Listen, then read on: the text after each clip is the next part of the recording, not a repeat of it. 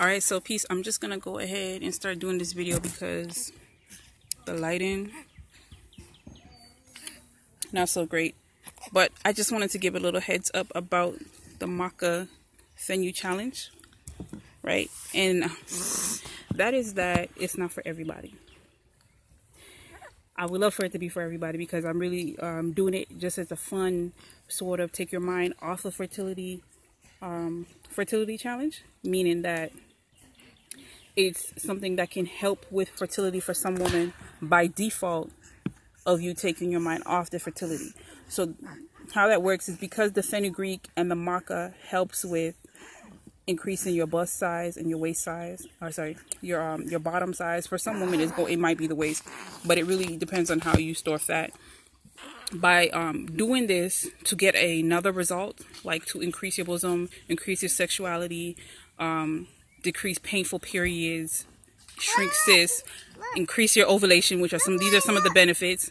By doing it for those reasons, by default, you can increase your fertility. So that is the reason for it. But you don't want to do this video. You don't want to do this challenge if you have thyroid issues that cause growths, if you are pregnant, because fenugreek can stimulate uterine contractions, if you have something called like Harimoto, I did a post on it, so I listed all the reasons why you don't want to do this challenge, right? But if you want to increase your breast size, definitely go ahead and take the Fenugreek. If you want to increase your back size, definitely go ahead and take the Maca. Those are good for.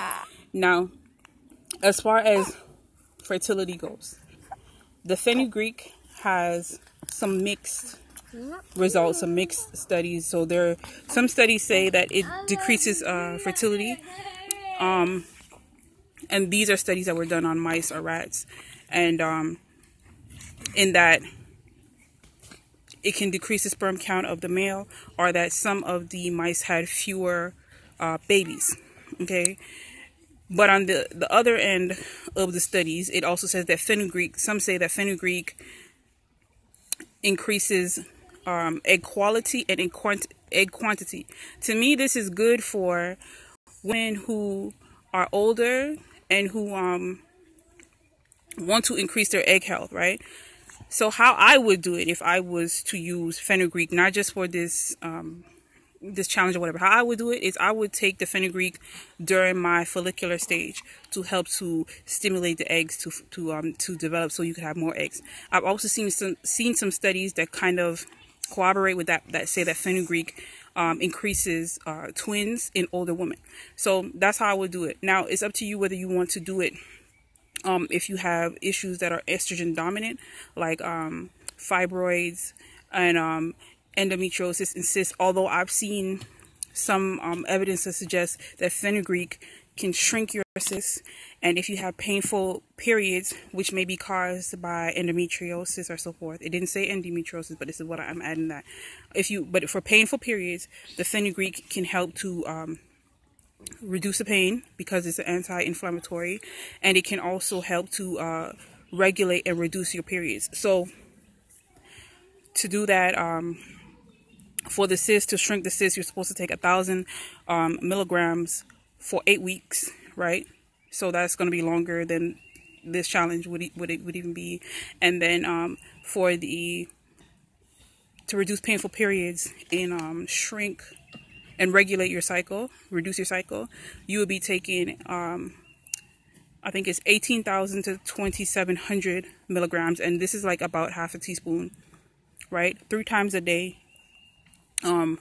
Starting, I think it's at the beginning of your period. I'm gonna make a post about it. I think it's at the beginning of your period, and then you would take it for 2 more periods. So you would take it every day for about 2 periods, starting at the beginning of 1. So it's really, I guess, like 3. But I'm gonna post the exact way to take it, dosage or whatever, on my post, or I'll make a blog and refer to it, right? So some of these things, you have to take them for longer than 21 days. That's why I'm just doing this as a challenge, just to get you all into the process of doing things consistently and showing up and being able to do it, right?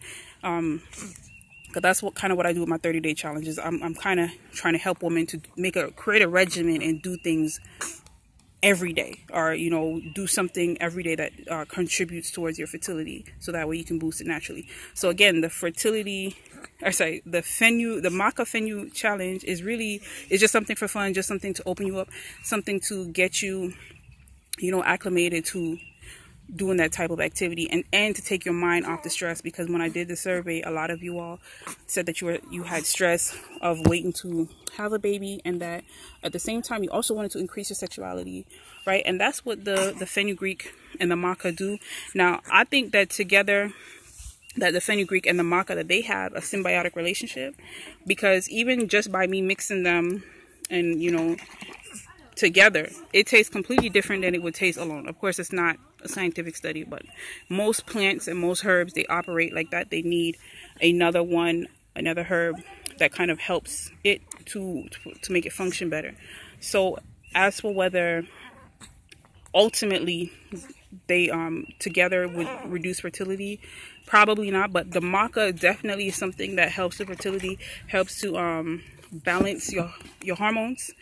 And now that's another thing. The Maca, some people may think that it operates as estrogen, or that it operates as a phytoestrogen, but it actually operates with the hypothalamus differently. So it has a similar result, but it doesn't necessarily bind to your estrogen receptors. So if you do have estrogen dominance, it's not necessarily going to affect that, but estrogen does make things grow. So it's not too far off to believe that the Maca has a stimulating effect on certain things that are estrogen dominant. With all that being said, you really don't want to take Maca if you have breast cancer or ovarian cancer.